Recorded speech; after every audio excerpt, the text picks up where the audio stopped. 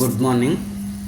I am G. Pandare, Faculty of Commerce, NM Government Degree College, Jogipet. Now we are discussing capital market. Capital market means the part of a financial system concerned with raising capital by dealing in shares, bonds and other long-term investments. అంటే మనకి capital market అనేది మూలధన market, మధ్యకాలిక దీర్ఘకాలిక నిధులను నిర్వహించే market. ఈ వ్యవస్థ పూర్వకమైన మధ్యకాలిక మరియు దీర్ఘకాలిక రుణాలను అందజేయడంతో పాటు మార్కెట్లకు అవసరమైన సౌకర్యాలను, సెక్యూరిటీల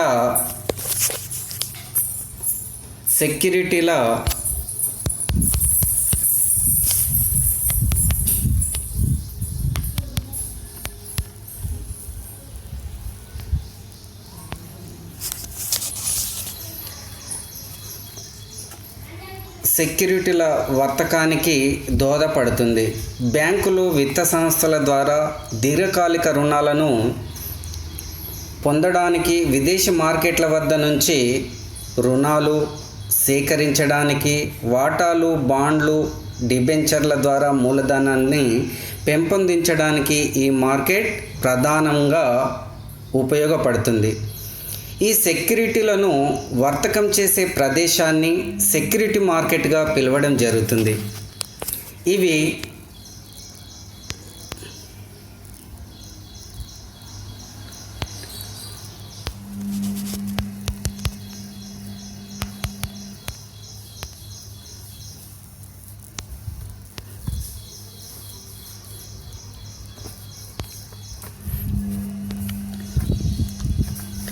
సెక్యూరిటీ మార్కెట్ను రెండు రకాలుగా వర్గీకరించవచ్చు.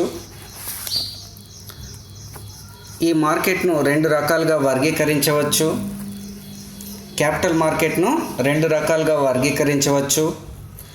అవి primary market and secondary market.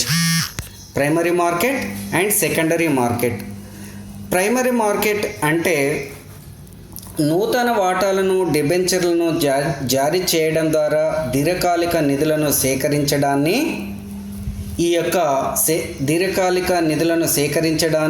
ఈ ప్రధాన మార్కెట్గా చెప్పవచ్చు. ఎందుకంటే ఈ ప్రైమరీ మార్కెట్ లోపల నూతన వాటాలను, డిబెంచర్లను జారీ చేయడం జరుగుతుంది. సమాజం వ్యాపార విస్తృత అభివృద్ధికి ఇది ప్రథమ మార్కెట్గా చెప్పవచ్చు. అయితే ఇక్కడ a primary market is a market where buyers and sellers negotiate and transactions directly without any intermediary or reseller regarding financial market. The primary market is also often referred to as the new issue market, as it is the place where the issuing a new securities transfers. అంటే ప్రాథమిక మార్కెట్లో మనం గుర్తుంచుకోవాల్సిన విషయం ఏంటంటే నూతన వాటాలను మరియు నూతన డిబెంచర్లను జారీ చేయడానికి ఉపయోగపడేది ఇది ప్రాథమిక మార్కెట్. మరి ద్వితీయ మార్కెట్ని మనం చూసినట్టయితే, సెకండరీ మార్కెట్ని కనుక మనం చూసినట్టయితే, సెకండరీ మార్కెట్ అనేది దీర్ఘకాలిక అవసరాల నిమిత్తం వాటాలు, డిబెంచర్ల ద్వారా కంపెనీ సేకరించే మొత్తాలకు ద్వితీయ మార్కెట్ లేదా స్టాక్ ఎక్స్చేంజ్ మార్కెట్ ప్రధాన భూమిక పోషిస్తుంది. ఇక్కడ the secondary market is here investors buy and sell securities they already own. It is what most people typically think of as the stock market. The stock are also sold on the primary market when they are first issued.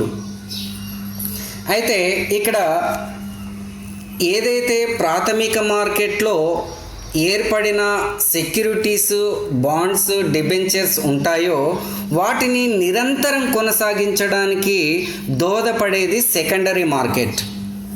మనకి ప్రాథమిక మార్కెట్లో నూతన వాటాలను, డిబెంచర్లను జారీ చేయడం జరుగుతుంది. నూతన వాటాలను, డిబెంచర్లను జారీ చేయడం జరుగుతుంది. సెకండరీ మార్కెట్లో ఆ జారీ చేసిన వాటాలు, డిబెంచర్లు నిరంతరం కంటిన్యూయేషన్గా మనకి స్టాక్ ఎక్స్చేంజ్లో వాటిని అమ్మడం, కొనడం అనేది జరిపేది ద్వితీయ మార్కెట్గా చెప్పడం జరుగుతుంది. మరియు అదేవిధంగా ప్రాథమిక మరియు ద్వితీయ మార్కెట్ల మధ్య వ్యత్యాసాలను కనుక మనం చూసినట్టయితే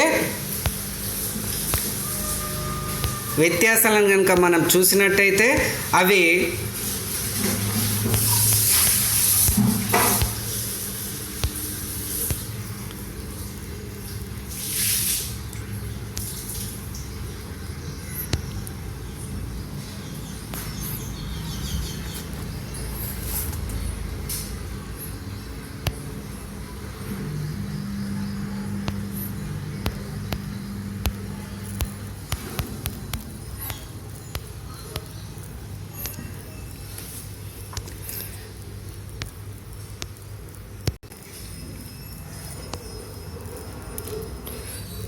ప్రైమరీ మార్కెట్ మరియు సెకండరీ మార్కెట్ మధ్య వ్యత్యాసాలను కనుక మనం చూసినట్టయితే ఫస్ట్ వన్ విధులు, functions.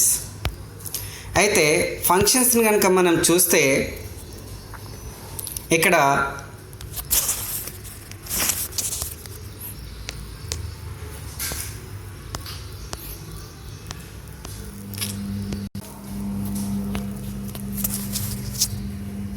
while the main function of primary market is to raise long-term funds through fresh issue of securities, and main function of secondary market is the provide continuous and ready market for the existing long-term securities. అయితే ఇక్కడ first విధిని కనుక మనం చూసినట్టయితే వాటాలు జారీ చేయడం ద్వారా దీర్ఘకాల నిధులను సేకరించడం ప్రథమ మార్కెట్ యొక్క విధి. అంటే వాటాలు జారీ చేయడం ద్వారా దీర్ఘకాలిక నిధులను సేకరించడం అనేది ప్రాథమిక మార్కెట్ యొక్క విధి. అదేవిధంగా సెకండరీ మార్కెట్ అనేది ప్రస్తుతం ఉన్న దీర్ఘకాలిక పెట్టుబడులను నిరంతరం కొనసాగించడం అంటే సేకరించిన మూలధనం ఏదైతే ఉంటుందో దాన్ని నిరంతరం కొనసాగించడం అనేది సెకండరీ మార్కెట్ యొక్క విధిగా చెప్పవచ్చు. Second one participants.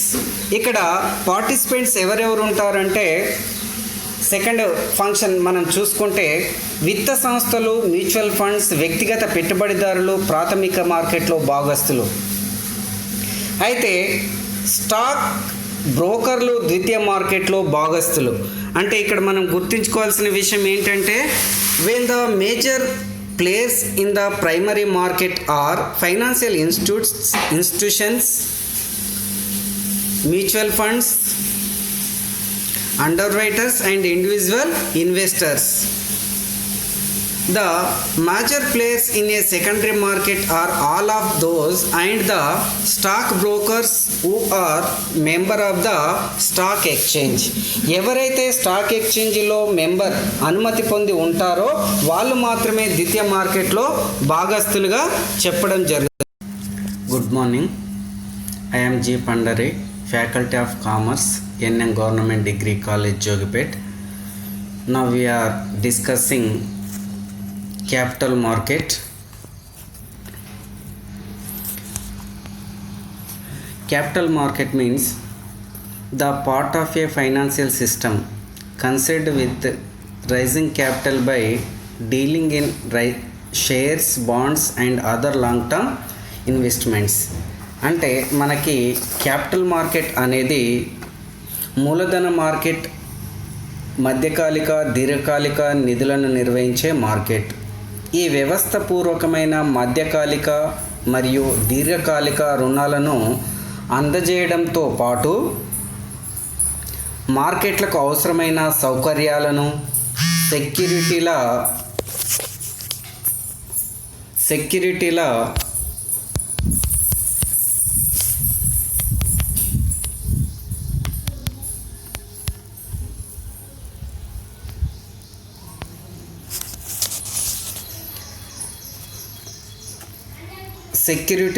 వర్తకానికి దోహదపడుతుంది. బ్యాంకులు, విత్త సంస్థల ద్వారా దీర్ఘకాలిక రుణాలను పొందడానికి, విదేశీ మార్కెట్ల వద్ద నుంచి రుణాలు సేకరించడానికి, వాటాలు, బాండ్లు, డిబెంచర్ల ద్వారా మూలధనాన్ని పెంపొందించడానికి ఈ మార్కెట్ ప్రధానంగా ఉపయోగపడుతుంది. ఈ సెక్యూరిటీలను వర్తకం చేసే ప్రదేశాన్ని సెక్యూరిటీ మార్కెట్గా పిలవడం జరుగుతుంది. ఇవి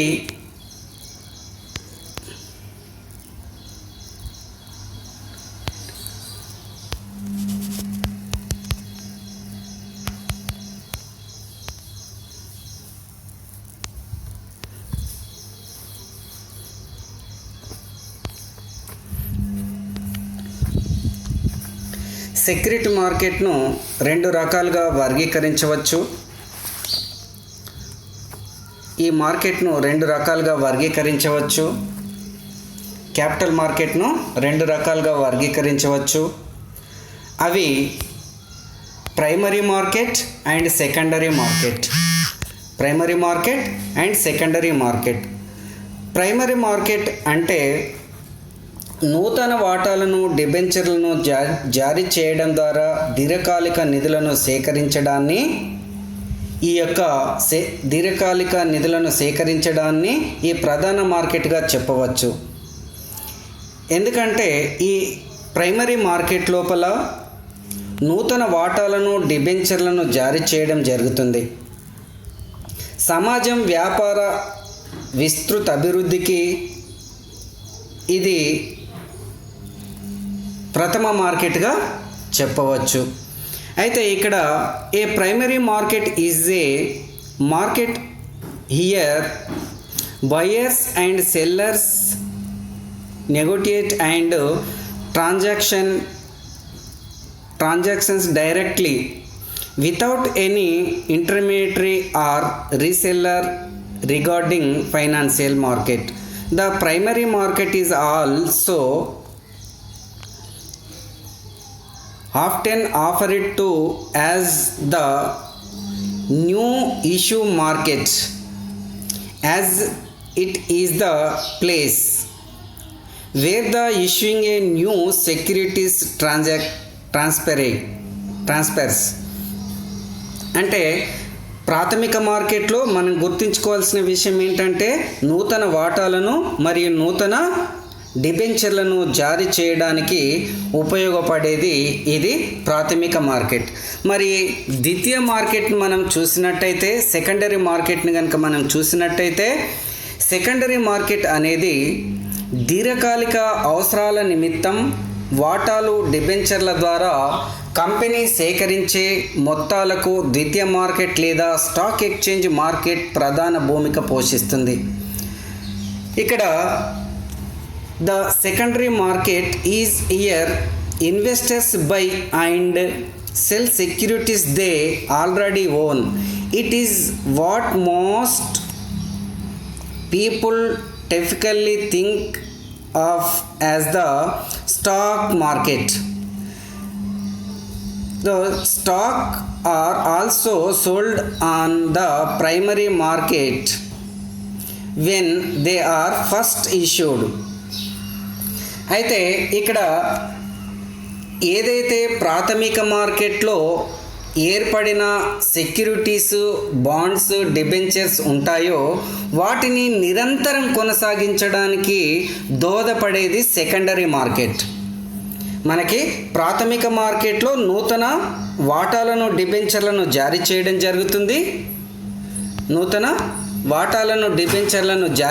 జరుగుతుంది. సెకండరీ మార్కెట్లో ఆ జారీ చేసిన వాటాలు డిబెంచర్లు నిరంతరం కంటిన్యూయేషన్గా మనకి స్టాక్ ఎక్స్చేంజ్లో వాటిని అమ్మడం కొనడం అనేది జరిపేది ద్వితీయ మార్కెట్గా చెప్పడం జరుగుతుంది. మరియు అదేవిధంగా ప్రాథమిక మరియు ద్వితీయ మార్కెట్ల మధ్య వ్యత్యాసాలను కనుక మనం చూసినట్టయితే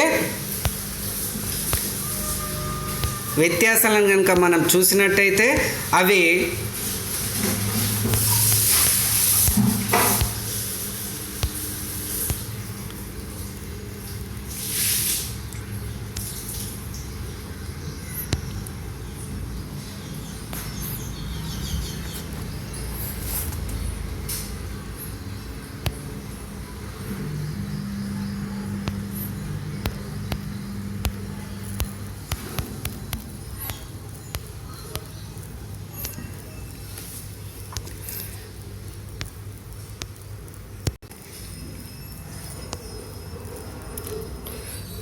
ప్రైమరీ మార్కెట్ మరియు సెకండరీ మార్కెట్ మధ్య వ్యత్యాసాలను కనుక మనం చూసినట్టయితే ఫస్ట్ వన్ విధులు ఫంక్షన్స్. అయితే ఫంక్షన్స్ని కనుక మనం చూస్తే ఇక్కడ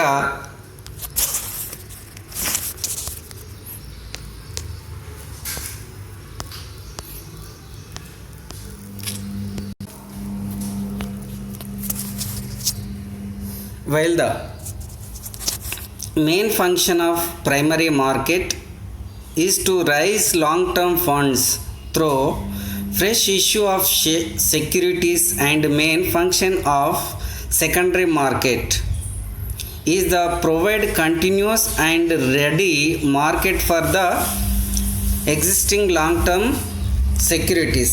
అయితే ఇక్కడ ఫస్ట్ విధిని కనుక మనం చూసినట్టయితే వాటాలు జారీ చేయడం ద్వారా దీర్ఘకాల నిధులను సేకరించడం ప్రథమ మార్కెట్ యొక్క విధి.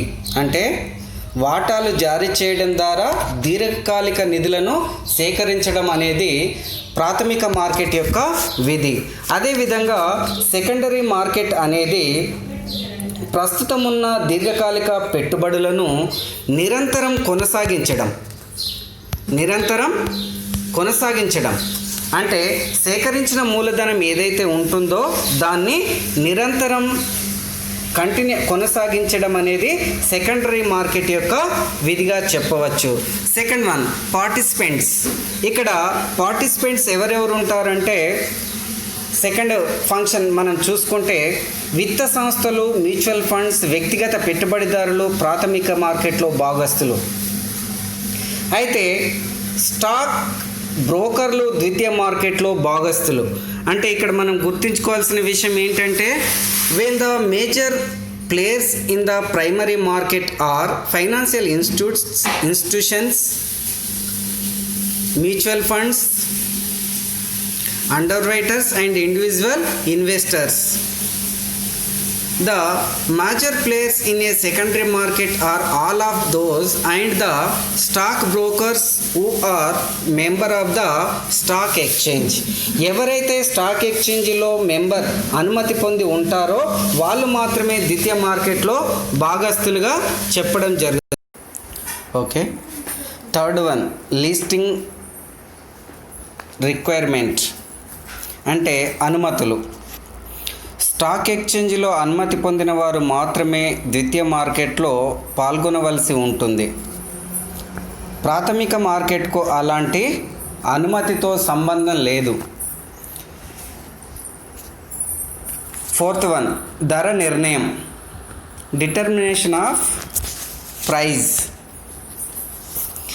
అయితే ప్రాథమిక మార్కెట్లో నూతన వాటాల ధర నిర్ణయం సెబీ అనుమతితో సంస్థ యాజమాన్యం ధరను నిర్ణయిస్తుంది. ద్వితీయ మార్కెట్లో డిమాండ్ మరియు సప్లైల ఆధారంగా సప్లై మరియు డిమాండ్లపై ఆధారపడి ఉండడం జరుగుతుంది. Fourth one in a case of primary market the price are determined by the management with due compliance with SEBI requirement for new issue of securities. But in case of secondary market, the price of the securities is determined by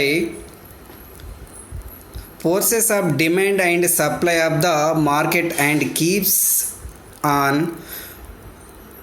fluctuating. ఈ విధంగా మనకి ఇవి మూలధన మార్కెట్లో ప్రాథమిక మరియు ద్వితీయ మార్కెట్ల మధ్య వ్యత్యాసాలు మనం ఈ విధంగా చెప్పుకోవచ్చు. అదేవిధంగా మనం ఫైనాన్షియల్ సర్వీసెస్ గురించి మనం తెలుసుకున్నట్టయితే ఇక్కడ ఫైనాన్షియల్ సర్వీసెస్ మనకి కొన్ని ఇవ్వడం జరిగింది. ఆ ఫైనాన్షియల్ సర్వీసెస్ని మనం తెలుసుకున్నట్టయితే ఫైనాన్షియల్ సర్వీసెస్ ఇన్క్లూడ్స్ ఆర్థిక సేవలలో మనం కొన్నిటిని చెప్పుకుందాం. అవి leasing, hire purchase, forfeiting, bills discounting,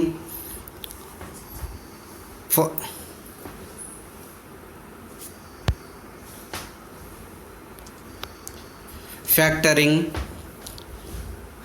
asset securitisation. అయితే లీజింగ్ అనే పదం మనం ఎప్పుడు ఉచ్చరిస్తూనే ఉంటాం. అయినా మామూలుగా మనం బుక్ ప్రకారంగా చూసుకున్నట్టయితే లీజింగ్ అంటే ఒక నిర్దిష్ట ఆస్తిని లేదా పరికరాన్ని నిర్దిష్ట కాలానికి ఉపయోగించుకున్నందుకు గాను చెల్లించే మొత్తమే లీజింగ్ అని చెప్పడం జరుగుతుంది. లీజింగ్ అంటే ఏదైనా ఒక వస్తువును మనం నిర్దిష్ట కాలానికి వాడుకున్నట్టయితే దానికి మొత్తానికి చెల్లించే మొత్తాన్ని లీజింగ్ అని చెప్పడం జరుగుతుంది. ఈ లీజింగ్ యొక్క లక్షణాలను కనుక మనం చూసినట్టయితే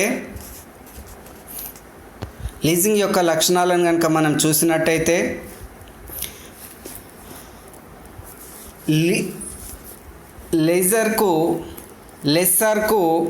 లెస్సీకి లేదా పరికరానికి మధ్య ఒక ఒప్పందం ఉంటుంది. అంటే లెస్సార్కు లెస్సీకి మధ్య ఒక ఒప్పందం ఏదైతే ఉంటుందో దాన్ని లీజింగ్ యొక్క లక్షణాలలో మొదటిగా చెప్పవచ్చు. అయితే మనకు a contractual agreement between the lessor and the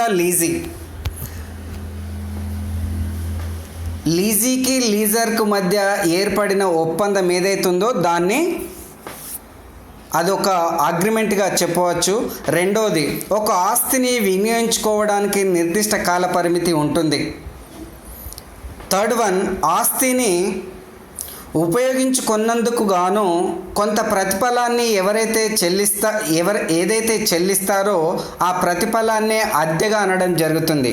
ఇక్కడ which provides A right to the user of the asset over a certain agreed period of time. Third one, against a consideration, leases, rentals. మనకి ఇది leasing అంటే ఒక నిర్దిష్ట కాలానికి నిర్దిష్ట మొత్తాన్ని చెల్లించడం. అదేవిధంగా అద్దె కొనుగోలు, హెయిర్ పర్చేజ్ అంటే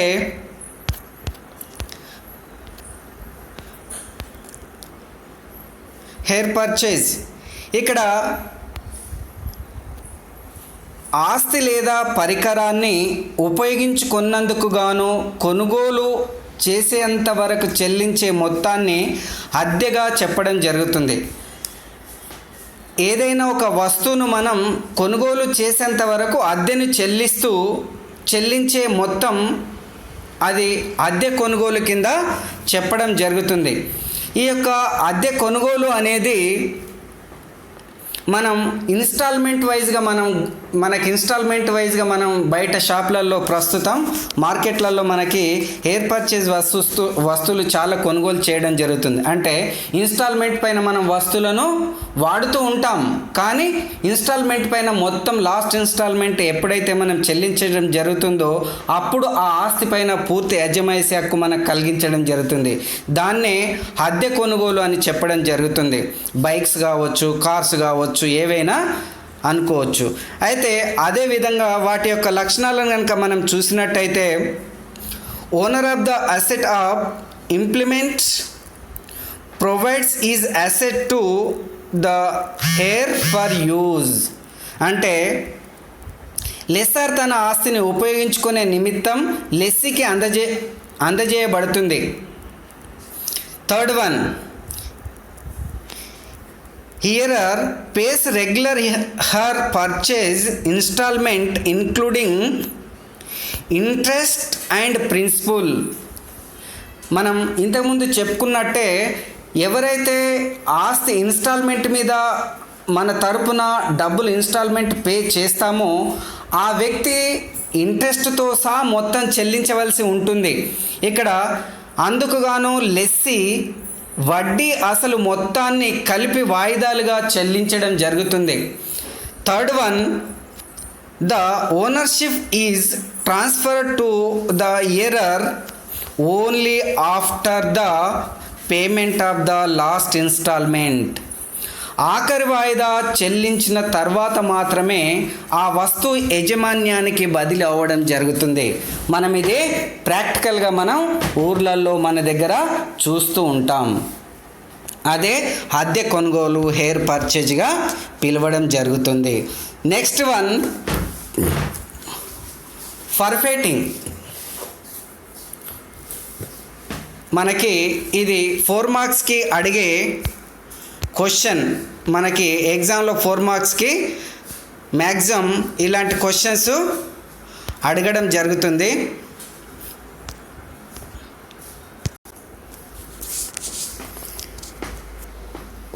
ఫర్ఫెయిటింగ్ అంటే తనకు ఉన్న హక్కును వదులుకోవడం, భవిష్యత్తులో తనకు రావాల్సిన మొత్తంపై ఉన్న హక్కును ఎగుమతిదారుడు వదులుకొని వాటి బాధ్యతలను తన వాటా వసూలు బ్యాంకర్కు అప్పగించడం.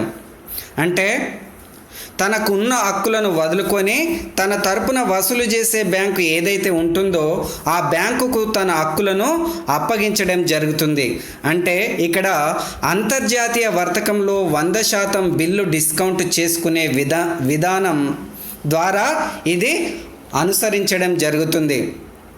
ఎందుకంటే అంతర్జాతీయ కరెన్సీ లోపల మనకు రావాల్సిన మొత్తాలు వసూలు కావాలి అంటే అవి ఇంటర్నేషనల్ బ్యాంక్స్ ఏవైతే ఎగ్జిమ్ బ్యాంకు కావచ్చు, ఇంటర్నేషనల్ బ్యాంక్స్ వాటిని ఇతర దేశాల కరెన్సీలో ఉన్న మొత్తాన్ని మన కరెన్సీలోకి మార్చి ఇవ్వాలంటే ఫస్ట్ మన యొక్క ఆస్తులపైన హక్కులను మనం వసూలు చేసే బ్యాంకుకు అప్పగించడం జరుగుతుంది.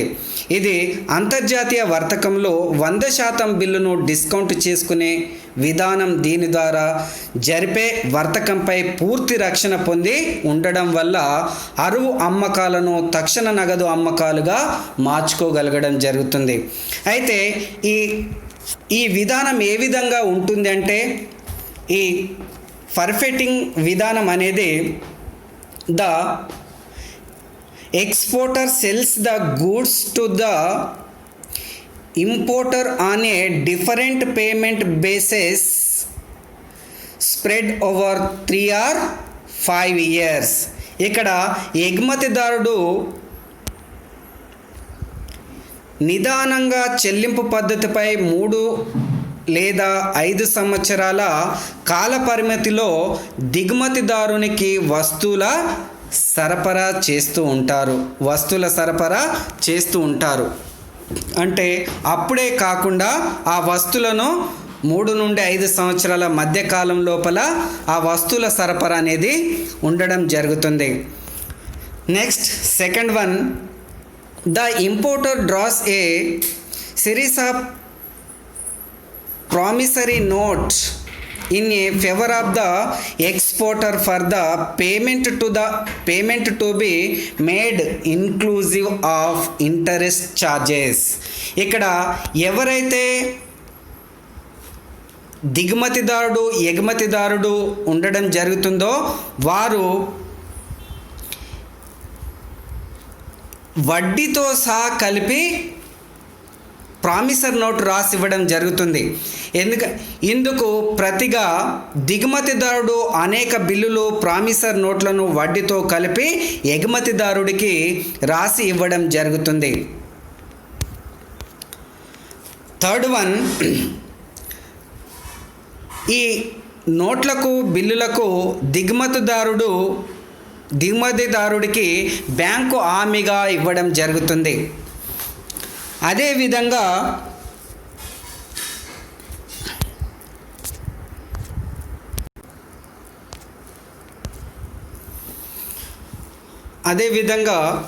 ఎగుమతిదారుడు ఈ బిల్లు మొత్తాలను పరస్పరం ఇతరులకు డిస్కౌంట్ మరియు ఎండార్స్ చేసుకోవడం జరుగుతుంది. The exporter now sells the available notes to the purchasing may be the exporter at the discount within a resources.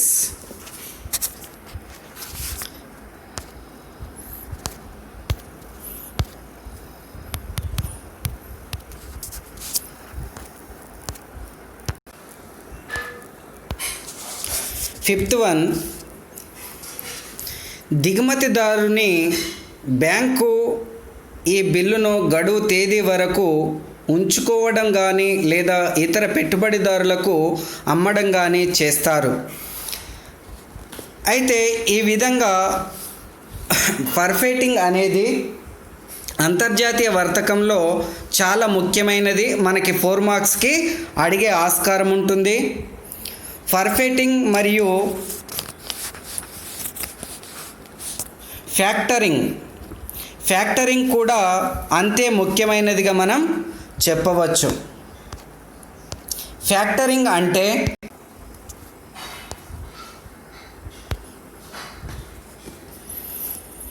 Factoring is an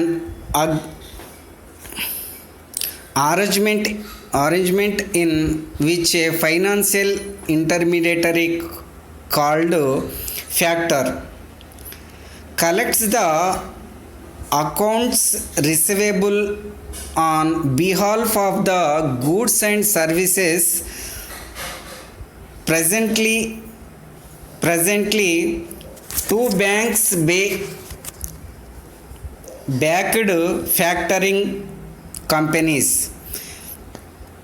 SBI Factors and Canada Bank Factor are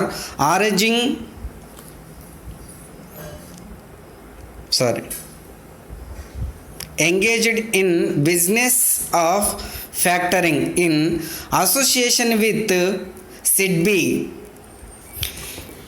అయితే ఈ యొక్క ఫ్యాక్టరింగ్లో 2 బ్యాంకులు మనకి ప్రస్తుతం సేవలను అందిస్తున్నాయి. అవి SBI ఒకటి, కెనడా బ్యాంక్ ఒకటి. అయితే ఈ పర్ఫెక్టింగ్ అనేది వస్తు సేవలకు బదులుగా బిల్లులను సేకరించడానికి ఏర్పాటు చేసిన ఒక ప్రతినిధి. ప్రస్తుతం SBI మరియు కెనడా బ్యాంకులు ఫ్యాక్టరింగ్ అనే సేవలను అందించడం జరుగుతుంది. ఈ 2 సంస్థలు దేశంలో భారతదేశ చిన్నతర పారిశ్రామిక అభివృద్ధికి సంస్థ సహకారంతో ఈ ఫ్యాక్టరింగ్ తరహా వ్యాపారాన్ని నిర్వహించడం జరుగుతున్నాయి. అదేవిధంగా ఈ సంస్థలు కొన్ని రకాల సేవలను మనకి అందించడం జరుగుతున్నాయి. ఆ సేవలను కనుక మనం చూసుకున్నట్టయితే first one, purchasing a purchasing the account receivable of the sellers for immediate cash. అమ్మకందారుని దగ్గర ఉన్న వసూలు బిల్లును కొనుగోలు చేసి తక్షణమే నగదు చెల్లించడం జరుగుతుంది. Second one, administrating the sales ledger of the seller. అమ్మకందారులకు చెందిన అమ్మకపు ఆవర్జాను నిర్వహిస్తుంది. థర్డ్ వన్, వసూలు బిల్లులను సేకరిస్తుంది. Collects the accounts receivables.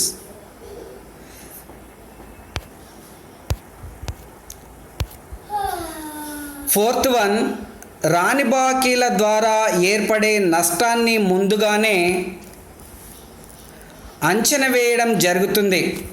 Fifth one, అమ్మకందారునికి సలహాలు మరియు సేవలను సూచనలను అందించడం జరుగుతుంది.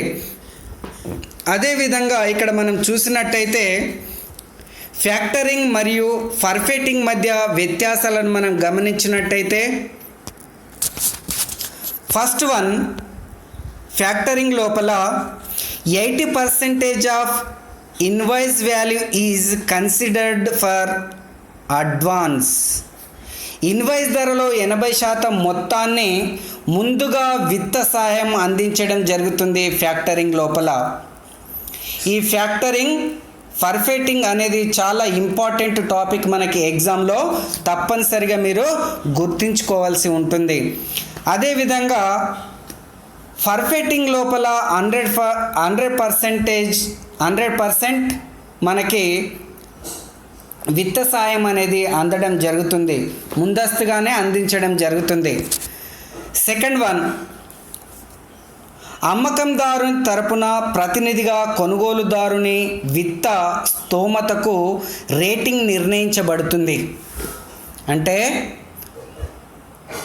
అమ్మకందారుని తరపున ప్రతినిధిగా కొనుగోలుదారుని యొక్క విత్త స్తోమతకు రేటింగ్ ముందుగానే నిర్ణయించడం జరుగుతుంది ఫ్యాక్టరింగ్ లోపల. ఇక్కడ ఎగుమతిదారుని తరపున పనిచేసే ఫర్ఫెక్టింగ్ బ్యాంక్ దిగుమతిదారుని పరపతిపై ఆధారపడి ఉంటుంది.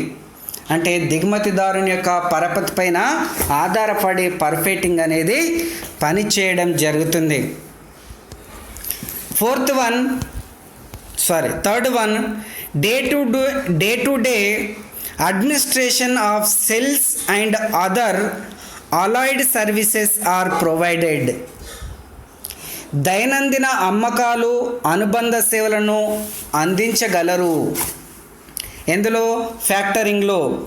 అదేవిధంగా ఫర్ఫెక్టింగ్ లోపల అనుబంధ సేవలు అందించబడవు, అంటే ఆ సౌకర్యం ఇక్కడ లేదు. That facilities not in ఫర్ఫెక్టింగ్.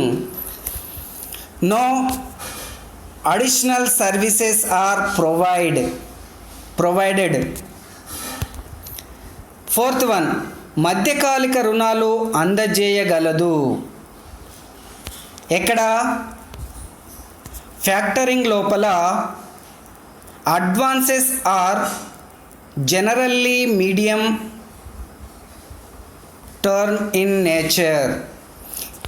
ఇక్కడ advances are generally short term in nature. స్వల్పకాలిక రుణాలను అందించడం జరుగుతుంది.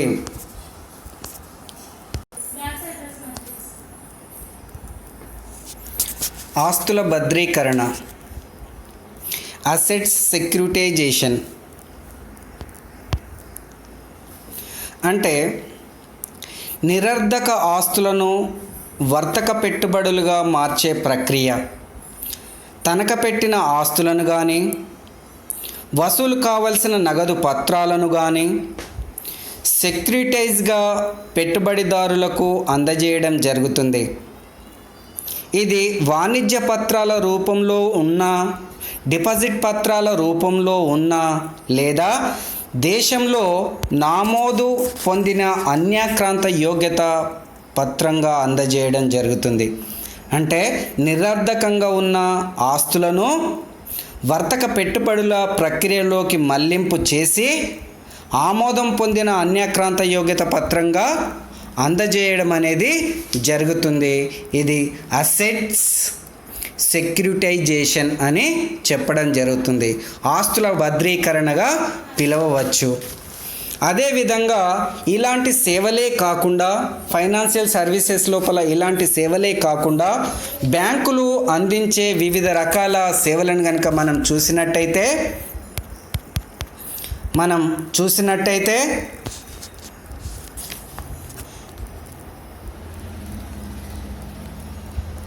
చెక్కుల ద్వారా చెల్లించుకునే అవకాశాన్ని కల్పించడం జరుగుతుంది.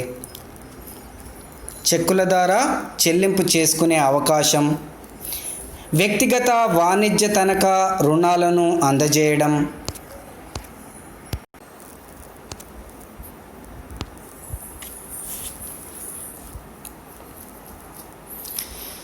క్రెడిట్ కార్డు, డెబిట్ కార్డు మొదలైనవి జారీ చేయడం జరుగుతుంది, ఇష్యూ చేయడం జరుగుతుంది. ఏటీఎంల ద్వారా నగదు బదిలీ వ్యవహారాలకు అనుమతించడం జరుగుతుంది. ఒక బ్యాంకు నుంచి మరొక బ్యాంకుకు ఎలక్ట్రానిక్ ఫండ్ ద్వారా నిధులను మళ్లించడం జరుగుతుంది.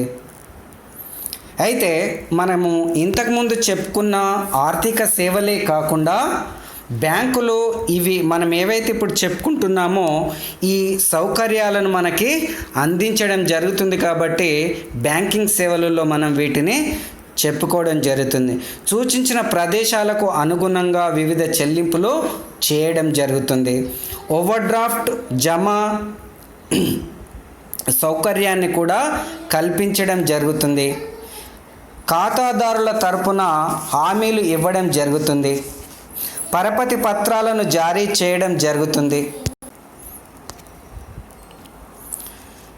ఖాతాదారుల తరపున హామీలు ఇవ్వడం జరుగుతుంది. పరపతి పత్రాలను జారీ చేయడం జరుగుతుంది.